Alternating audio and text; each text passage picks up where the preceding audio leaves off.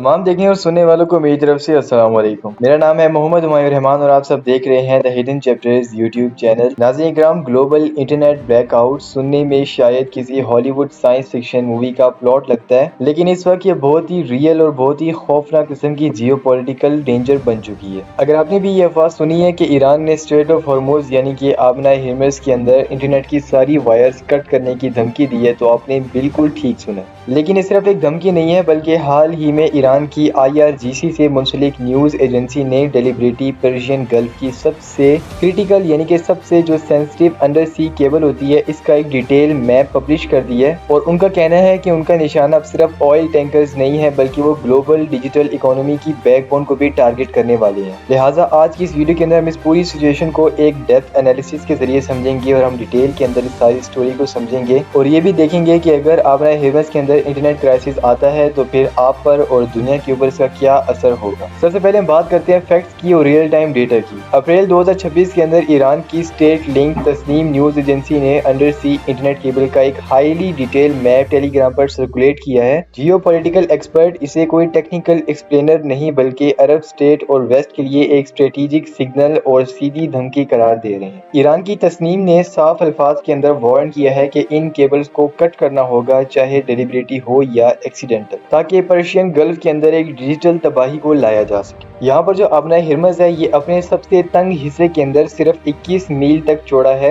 और दुनिया इसे ऑयल चोक पॉइंट के तौर पर जानती है, लेकिन ये बहुत ही बड़ा डिजिटल बॉटल नेक भी है। इसी के साथ साथ स्टिम्सन सेंटर के डेटा के मुताबिक ग्लोबली ऑलमोस्ट 15 से 30% इंटरनेट का ट्रैफिक इन्हीं केबल के जरिए गुजरता है, जो कि एशिया, मिडिल ईस्ट और यूरोप AME को आपस के अंदर कनेक्ट करता है। इसी के साथ साथ इस आबना हिर्मस के अंदर 7 बहुत ही बड़ी मेजर सबमरीन कम्युनिकेशन केबल गुजरती हैं, जिसके अंदर फैल्कन AAE-1, TGN गल्फ और CME-V और इसी के साथ साथ गल्फ ब्रिज इंटरनेशनल शामिल है। अगर ये केबल्स कट जाती हैं तो फिर ना सिर्फ आपके मोबाइल के ऊपर YouTube के बफरिंग का मसला आएगा, बल्कि UAE, Qatar, Bahrain, Kuwait, Saudi Arabia, India और पाकिस्तान और यहाँ तक के जो छोटे छोटे ममालिक हैं जैसे कि कजाकिस्तान और ताजिकिस्तान, इनके डेटा कम्युनिकेशन के ऊपर भी बहुत ही बड़ा असर आएगा। जितनी भी क्लाउड सर्विस होगी वो सारी डिस्टर्ब हो जाएगी, जितने भी AI हब्स हैं वो सारे नाकाम हो जाएंगे और जितनी भी फाइनेंशियल ट्रांजैक्शन है वो कुछ सेकंड के अंदर रुक जाएंगी। इसी के साथ साथ मिलियंस या बिलियंस ऑफ डॉलर के नुकसान होने का खतरा भी है। सवाल ये पैदा होता है कि अगर ऑयल और मिलिट्री की बेसिस के बजाय अंडर सी इंटरनेट को कट कर दिया गया या फिर इनको टारगेट किया जाता है, तो इसका साफ मतलब यह है कि 2026 के अंदर ऑयल से भी ज्यादा वैल्यूएबल चीज है डेटा।